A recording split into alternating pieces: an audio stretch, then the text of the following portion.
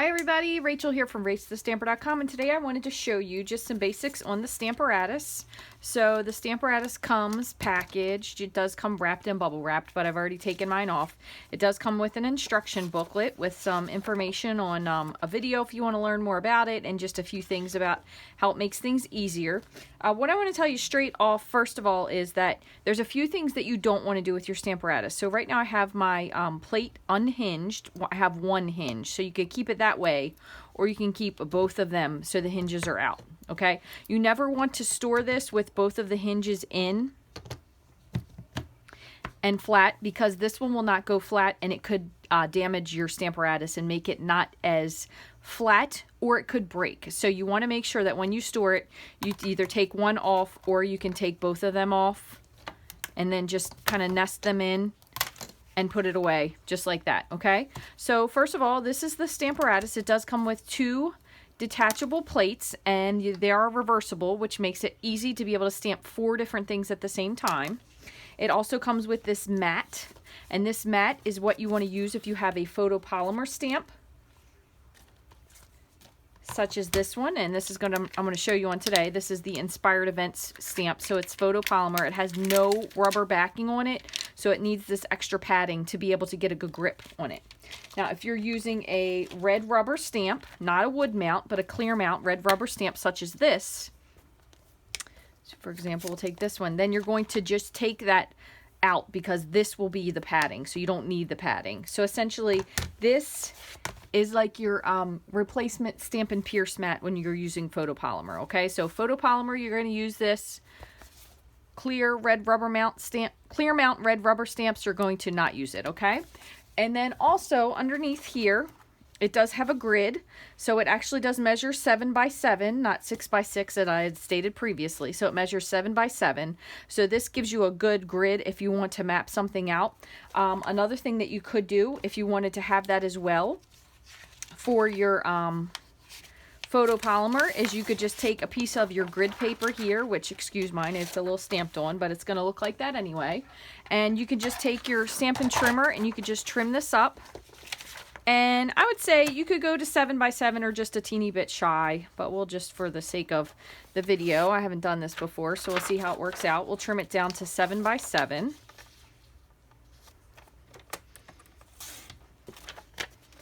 Okay, and of course the numbers aren't going to match, so it doesn't really matter what piece you trim. And then you could take your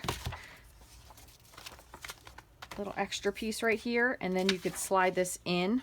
Now granted, this is going to be a little bit bigger because of the overall space area, which you don't have your little 1/4 inch here for measurement, so you could make it 7 1/4 by 7 1/4 if you wanted to.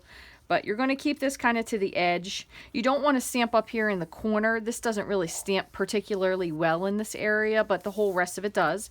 And just another thing while I'm mentioning it, you could stamp this from any direction. So if you want to turn it this way, if you have that other stamping tool and you're used to doing things this way, you could turn it this way or this way. But it is ambidextrous, so you could stamp from the left, from the top, from the right, from the bottom, whatever makes you happy. This is completely customizable.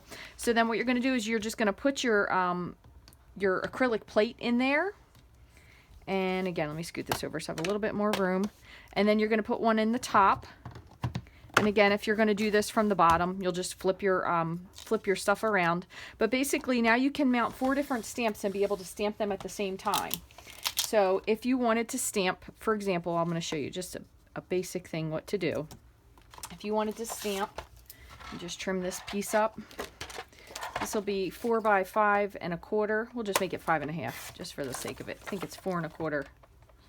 Yeah, 4 1/4 by 5 1/2. And you can always trim it down. So you would take your piece of paper. Oh, one thing I forgot to show you completely is on the back. On the back is where you will have your magnets that are going to keep your paper in place, okay? So you have one, and these magnets are extremely strong, but they're also very brittle, so you don't want to keep them together because they will pull together. They will pinch your fingers, as I have done before, and they will break. Okay, and these are not under warranty, so if you do break them, you would have to purchase another one. But basically, if you keep these two apart on the back, then you shouldn't have any trouble with it. The other thing you can do on your desk is keep one on the right side and then keep one on the left side. Okay, so those are stored underneath, so they're very easy to keep track of in those little nests that they have them in. So if you'll put your piece of paper here, I'm just going to put these back in again, just like so. And then, and you really don't need both. You could work with just one if you wanted to. So you could put your paper in the bottom corner here, put one up top.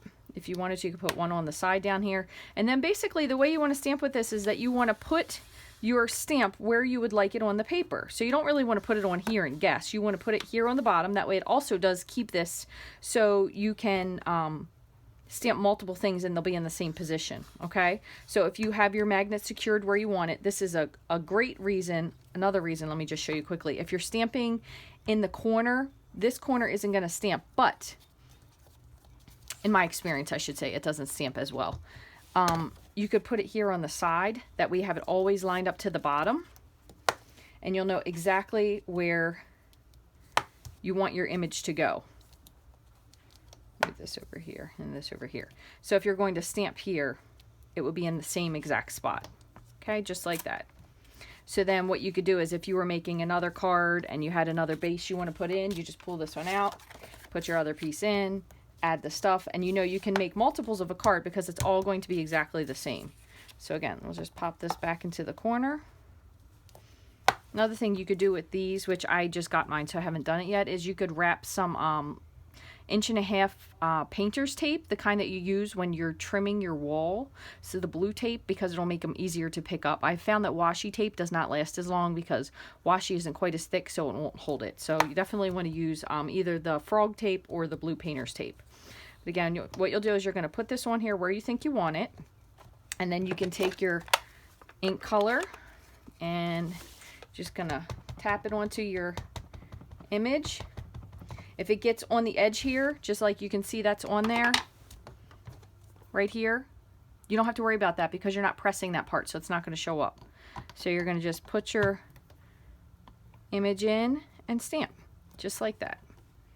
And if you get an image and oops, that didn't go very well, what you're going to do is just ink back up again and just give a press. So you're going to have the exact same image, and it can be considerably darker. And then it fills in all of your image there. Okay, so that's really easy, step number 1. And then if you wanted to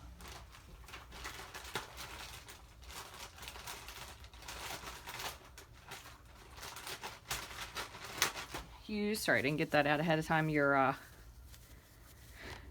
use a baby wipe, you can just wipe this off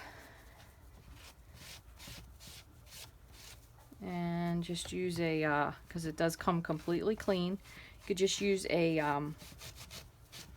tea towel just to dry this off, just so you could re-ink it without having to worry about the fact that it is or isn't wet.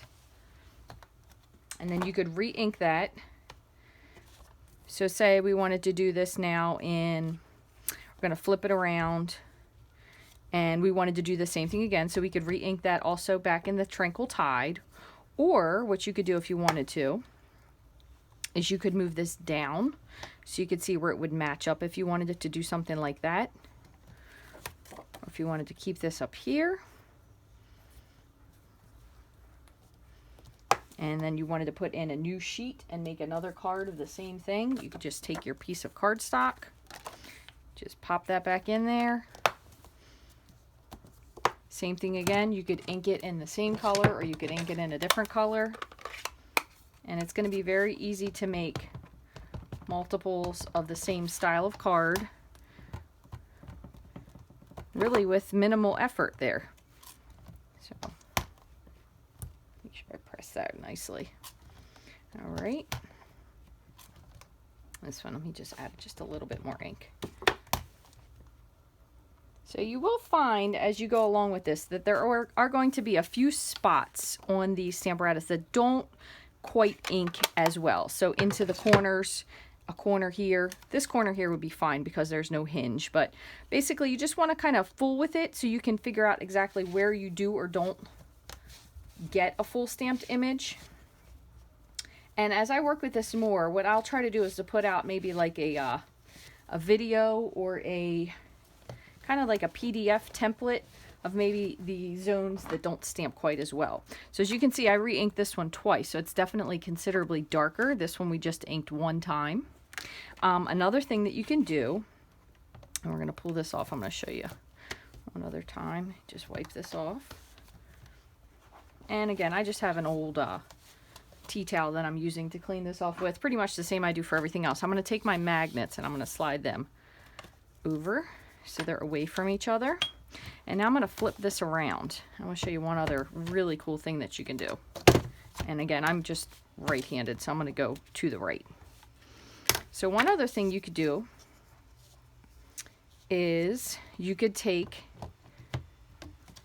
your paper. So say you already stamped this, and we're going to go with the rest of this. You wanted to make it so you have this little, it's kind of like a filigree corner in the top. And if you wanted to make it so it was line up on there really well. So what you're doing is you're putting your stamp onto your cardstock where you would want it to be. And then the Stamparatus is basically just picking it up for you, okay? So you could go in with, let's see, it'll be Dapper Den. We'll add that one in. Going with a different ink. Just going to ink it up. Again, we have these two little smudges here. You don't need to clean them because you're not really pushing on them. You're just pushing on the stamp. So they're not going to ruin your card base. So there you go, very pretty. Sorry, I'm losing things left and right over here. And we'll just clean that off on the side. Same thing again, but I'm going to ink this up. Now what I want to do is, if I wanted to do this, so I had that same image there, but on the other side, what you can do is, you can just take your Stamparatus plate, can flip it out. Okay, so this one's going to be on the side now. Now I'm not 100% sure if this is going to match up, but I figured I would just take a peek at it while I was here. And it's going to be just a little bit off. But what you can do is you can move this, since this is clean, and kind of eyeball where you think you would want it. So we'll say to line up right about there. And then I'm going to grab, oh gosh, I almost stuck my whole sleeve in that Dapper Denim ink. We're going to grab our ink again. That's why you shouldn't leave ink pads open while you're working. And then we're just going to put that right in there. So then we have this that matches. And again, there's a lot of different filigree lines in this. So you could add this down here if you wanted to, just depending on what card. I just wanted to show you guys basically the versatility of what you can do with this Stamparatus. And then again, I just clean it off kind of with a baby wipe. You could use a chamois if you have one as well. Paper towel. Just an old rag, anything will work fine. And then you'll have these, so this is exactly, you know, matched images, and then you have this on the bottom. Now, you know, granted these aren't in the most precise colors. However, it just basically gives you a whole lot that you can do with the stamping depending on how you do or don't want to line it up.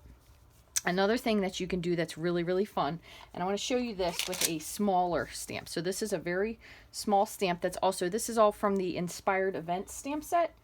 So if we were to take, and I'm going to put this right here.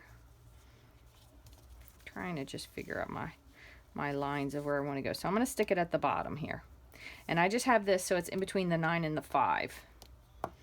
And that should be fairly even there. So what I'm going to do is I'm going to take this little filigree here. I'm actually going to start at the top instead. And I'm going to bring this up here. So if I have that exactly how I want it, I have my paper positioned just like I want it, and say I'm going to have that pretty well centered. Just like that. So I'm going to take my Stamparatus, pick this up. Again, I'm just going to make sure this is exactly where I want it. Just put that magnet back down again. You can certainly add in the other one if you'd like. And what I'm going to do now is I'm going to show you how to do something kind of walking down the page, okay? So we're going to stamp this in Lemon Lime Twist. All right, we're going to stamp that. Okay, now we're going to pick it up. We're going to move it down one notch. I'm not going to do the Lemon Lime Twist again. So I just want to clean this ink off, just so it'll give you a better idea of how you can make a pattern. And then we'll go with some Bermuda Bay. So again, this should go right in a line. So Bermuda Bay. Going to ink this up. Okay, and we're going to take it, push it down one. We're going to lift it up, straight up, Move it down one, clean it off, ink it up with lemon lime twist. I'm going to move this down just a smidge. Same thing, wipe it off. I'm going to move this guy back up here. I'm going to take this one, step it down one more notch, Bermuda Bay, bring it over, clean this off, step it down one more notch. I think this might be in the way. I'm going to shift him over a little bit. Oops. Stamps everywhere. Lemon lime twist. Add him in there. And there you go. So you have this perfectly lined image. Now, granted, I know this doesn't really look like much right now, but what you can do is you can, I'm going to close this up. You can then add something in the center. So if you wanted to, there's lots of beautiful sentiments in here. You could add some flowers on the ends. You could add your cross. You could add any of these little really pretty embellishments, the dove, or you could put something here. So we'll say, for example, there's going to be a lot of, I know, baptisms, first communions, christenings, confirmations, or just a blessing. So we're just going to take this blessing stamp. And then what you could do is you could take this off. Just go line this back up where I wanted it. Okay, and then we could do the same thing again. So now instead what we'll do is we will start up here with our blessing. Okay, just like that. And I'm going to do this with smoky slate. So I'm going to do most of them with smoky slate, and then I'm going to pick up a different color for the center one. So smoky slate, we have our paper is held down very well with our magnets. Blessing. Same thing again, and we'll do this one. We're going to go up one. Make sure it's nice and flat. Sometimes you do have to readjust your magnets, but the most part it will keep them in place. Blessing. And we're going to do one more. I'm actually going to put this one a little bit. I'm going to do up one. So that should go right there. Yeah, I'm going to make the one here in the center the darkest. So I'm going to do one more down here at the very bottom. I think this should work still. Just scoot this over just a smidge. Even though it's going to be a little bit cut off, it's just kind of more so the repeating of the pattern. And then, for example, this one right here, I just noticed that my little scripty thing off the end here didn't line up as well as I would have liked it to. So what I'm going to do is I'm going to just ink this up again, and I'm going to just repress it, because it's going to line up right over top of it, and it's going to do the exact same image. So then I'm going to take the smoky slate, and this time I'm going to just add in basic black. So it'll make the center one really, really dark and kind of like the focal point. So I'm just going to ink this in the archival black. You could use Memento as well. Sorry, my head hit the camera. Sorry about that. And then just put this right on there. Give it a good press. And then that one will stick out the most. So then you have this really beautiful, just a repeating pattern. You could trim this down if you wanted to, and we could use this on a card front. You could add a little bit of something to the side if you wanted to. Lots of different things you can do with it, but very, very simple to create a repeating pattern. Very beautiful. You can change colors, as you can see, very easily. So you could have even done some of these without re-inking them with the blessing. So could have done this one darkest gray, not re-ink, darkest gray, not re-ink, and then make the black one in the center the biggest one. But it's very easy to create a pattern, which is another really fun thing to be able to do with the Stamparatus. So that's just a few things I wanted to share with you guys today. I will be doing another video to share some other additional information with you as well for the Stamparatus. And again, I just got this, so I'm still kind of learning myself and picking up tips, and I will try to share all those with you guys, all the cool new things that I've learned to do that I've been waiting to do, just waiting for the Stamparatus. So thanks again for joining. I hope you guys have a great day.